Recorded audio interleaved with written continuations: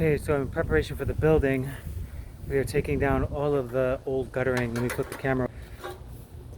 And I took down all the guttering here with my dad. This is old stuff here. And basically, because what we got to do is when they power wash tomorrow, not tomorrow, Monday, you see that's where the old gutter was. I want them to get it in there and paint this all and just clean up the building. I got to get Spectrum out here to get a box for that. But we're gonna do one building at a time, and I want to make sure I just do this job as best I can. I don't want to cut any shortcuts. I did all the patchwork here with vinyl concrete patcher, and it's all good to go. Once they power wash, we get all the residue off, and we'll be ready to go. We dug down below the grade and peel the landscaping back. Let me zoom the camera in a little bit so that they can power wash and that they can paint below the grade. Landscape is gonna get totally done over, but just wanted to show you guys all the prep work that needs to happen here and on the other building too as well. We dug it back, and I did all of this vinyl concrete patch work here, and yeah, so we just pull it back so we can get underneath the grade. They power wash and they paint, then we move everything back. So per building, it's probably going to cost me about $7,000 in labor per building. Paint is another couple $1,000s per building. I have to actually put a base layer, base coat here for all the exposed concrete, and then they got to put another base primer on there, and then they paint the body, and we'll probably do 2 coats of the body or 1 really thick coat. With the primer, the waterproof primer, it should be good to go. Product of choice is Sherwin-Williams. I went with Sherwin-Williams because of their warranty. Sherwin-Williams is going to actually monitor the project, so when I get the guys to come out here and power wash, they will inspect the building prep after they wash the building, make sure it's good to go. Any paint that's failing or scraping or anything that needs to get addressed, they will make their recommendations. The painters will do it, and then they inspect it again.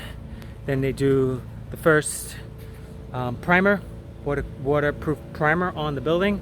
They inspect that phase, sign off on it. Then whatever other waterproof primer we got to put on there, they inspect that, and then they sign off. And then after that, we paint the body, and they make sure that's good to go, and they sign off of it. And then I got the warranty, which is the warranty for the product of the paint, which is Sherwin-Williams. I think it's like a 15-year warranty on their paint products. So I want that 15 years. The best warranty I got from the painters was a 5-year, but in 5 years, man, you know, you're not going to really see much damage. It's actually after year 5, you know, probably like year 7 and 8, that's when you're going to see stuff appearing, and I want this thing to be warranted for 15 years. So this is the name of the game.